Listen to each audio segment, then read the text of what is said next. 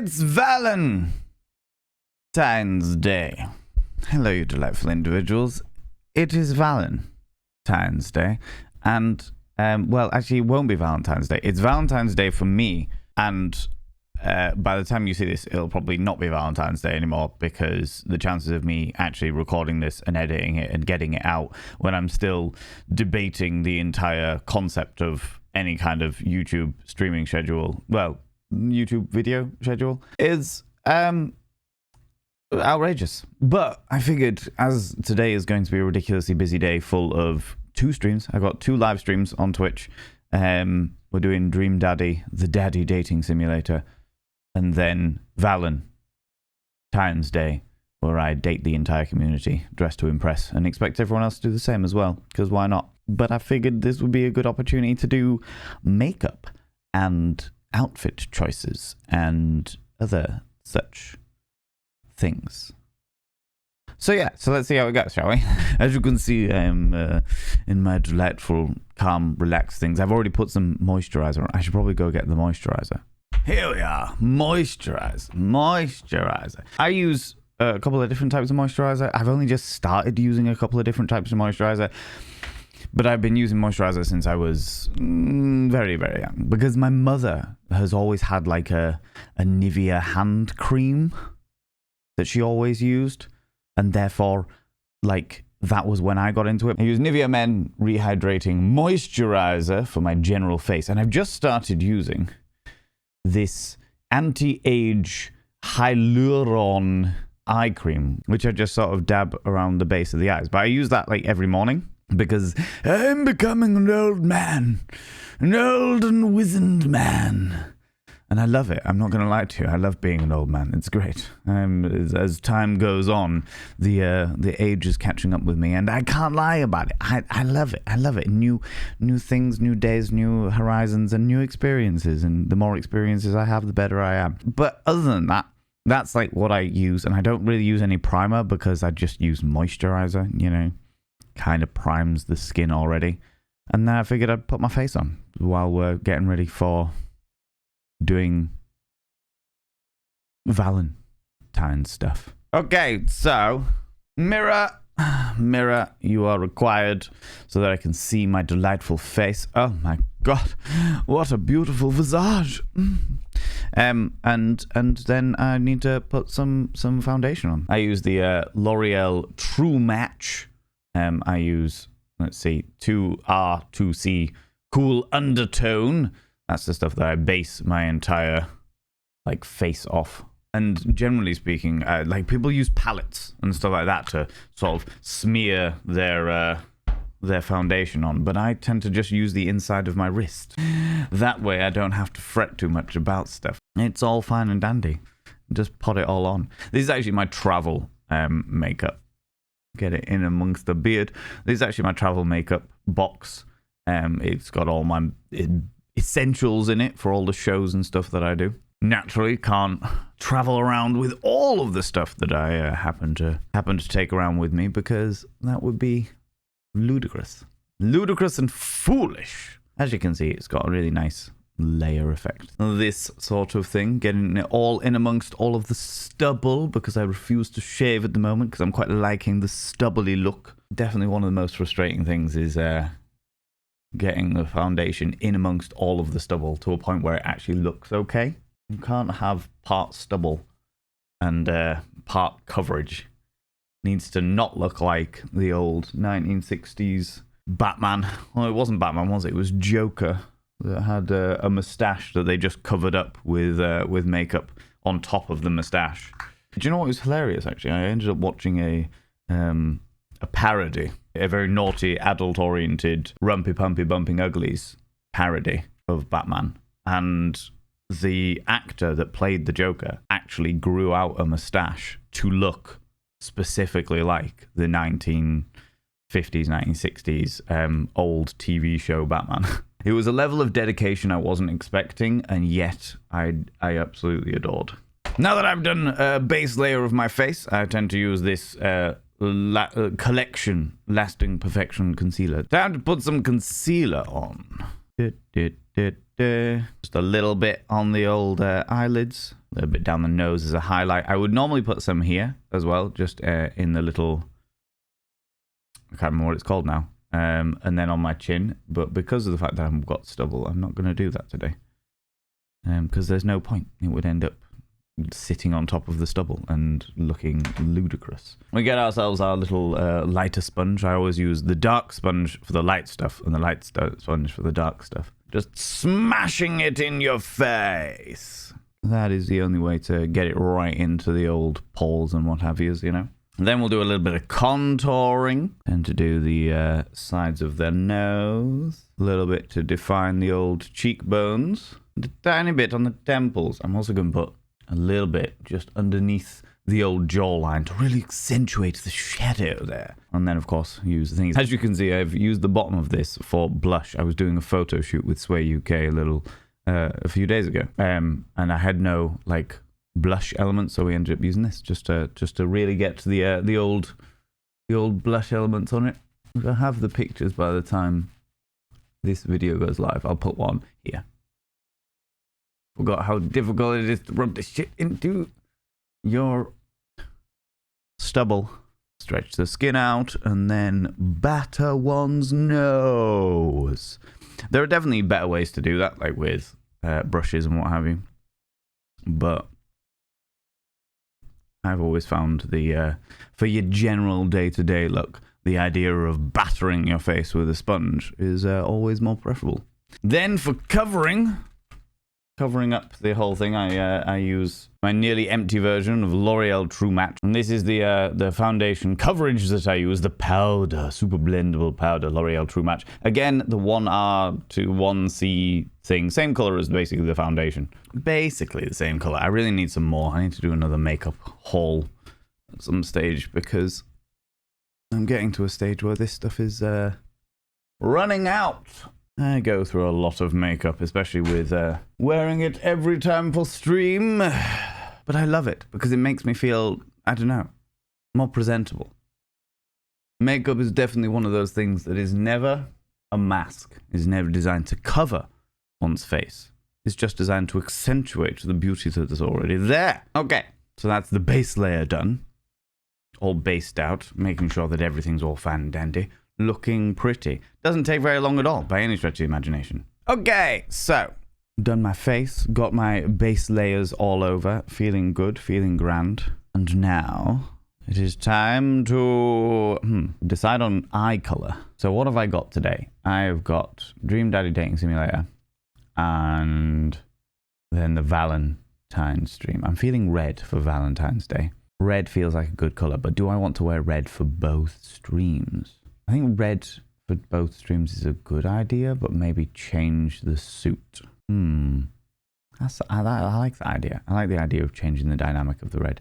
We'll start with like a dark red and then move into a bolder red. Yeah, let's do that. Let's do that. In which case, I need to have a red. I'm thinking red in eye and then move out to a darker surrounding because there's definitely going to be a glorious element of goth around it all, you know? Let's have a look in my King Beauty doodad. Oh, yeah, there's some beautiful reds here. Okay, let's start with a bolder red, and we can always darken it down without too much bleed because reds do like to stain. Get right into the crevasse.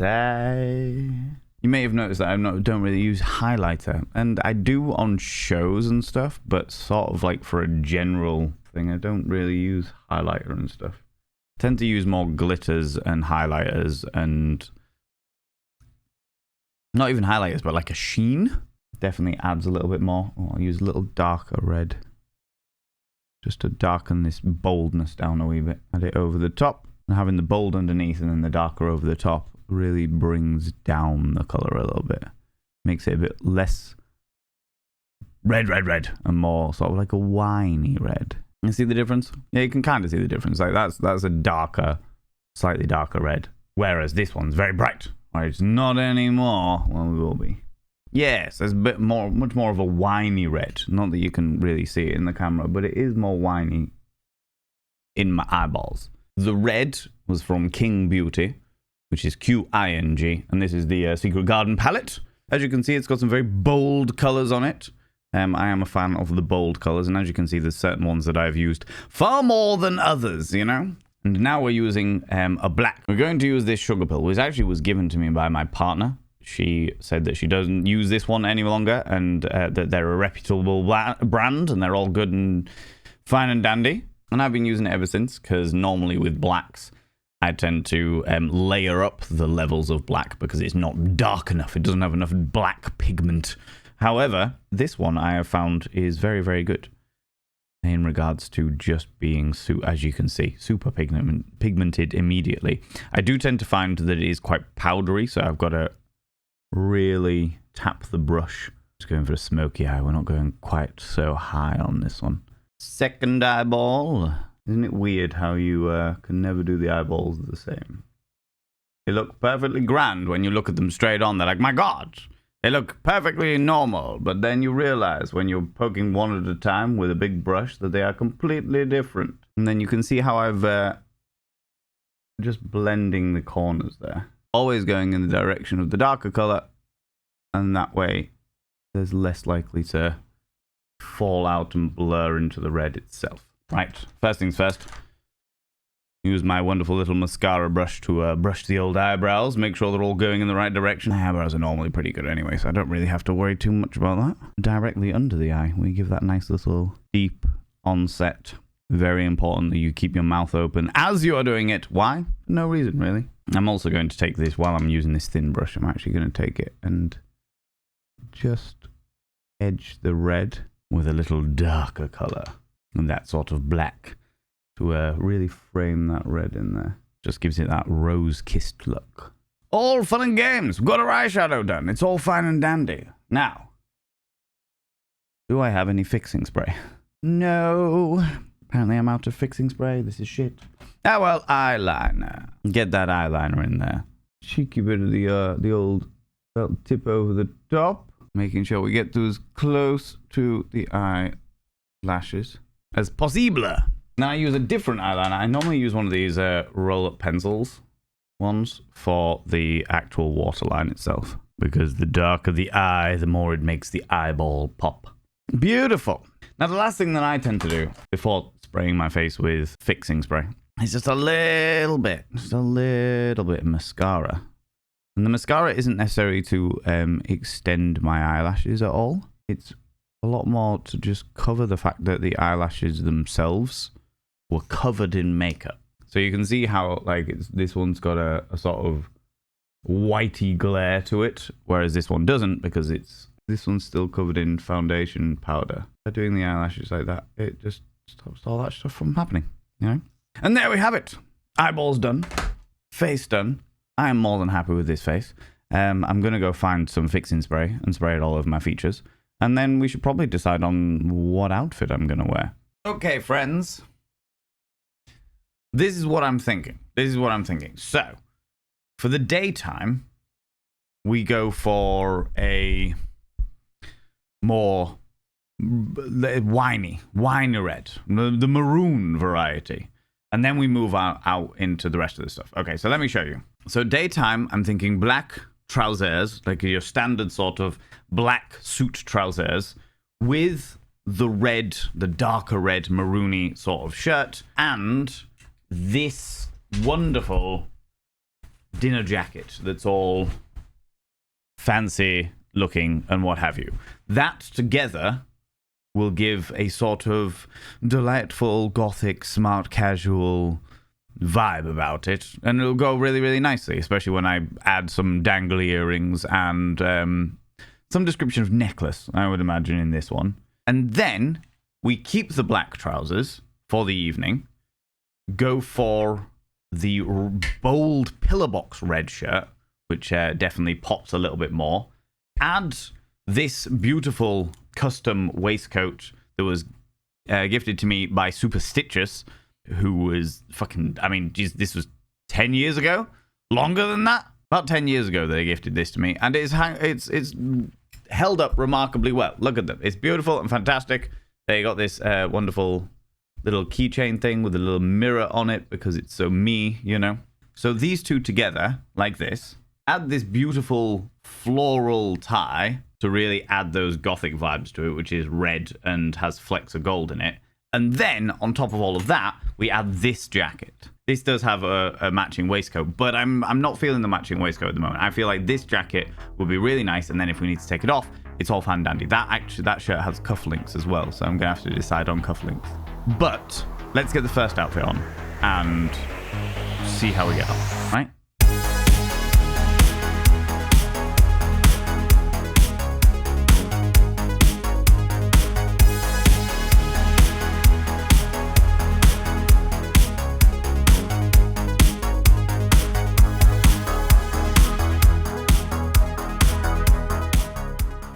And here we have outfit 1. Looking slick, looking smooth, looking glorious. Feeling very vampiric in many ways. I've gone for the dangly little Celtic cross earrings. And then the rings, our wonderful cheeky little rings. My nail varnish needs redone, but I don't have the time to do it. So yeah, this is outfit 1. I'm going to do my stream now and then put on outfit 2. See how that goes, right?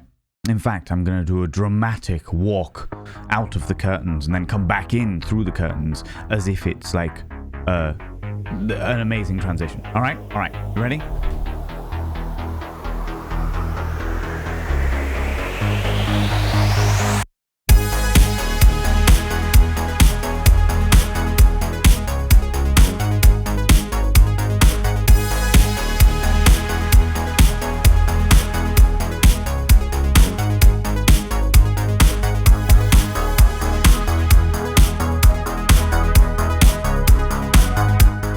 And here we have it, my delightful outfit for Valentine's Day. I've actually just finished my Dream Daddy stream, and I've just prepared myself for the joys of the Valentine stream. So very shortly, I will be delving in to date the community, dressed to impress, and the way that it tends to work is we go through anybody's photos that they've dressed up in, because, you know, they're obviously going to dress to impress if they're dating me. Oh, of course, naturally, we get consent from them all first.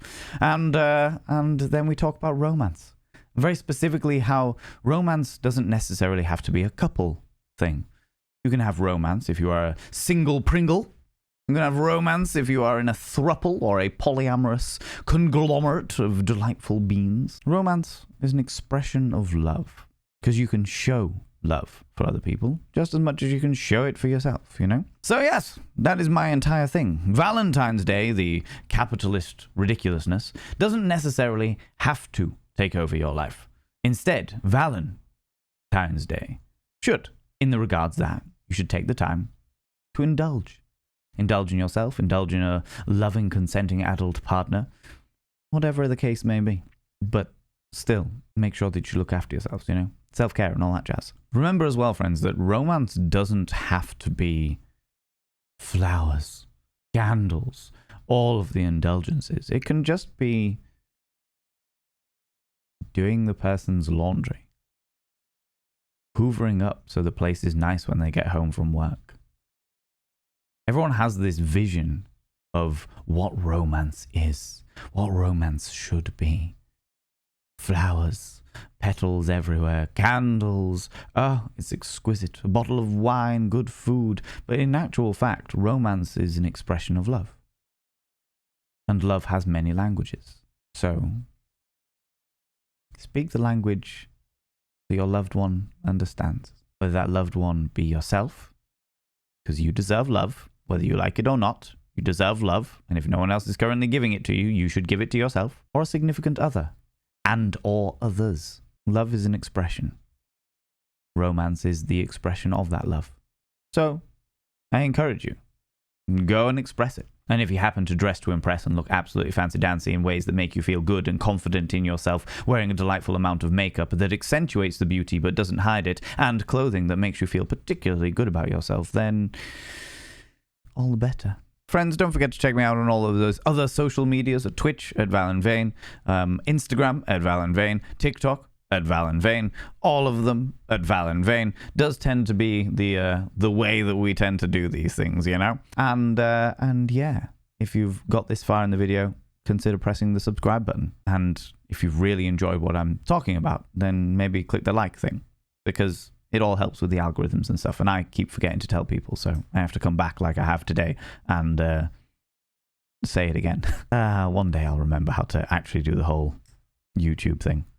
But until next time, don't do anything I wouldn't do, because if I wouldn't do it, I'll fucking kill you.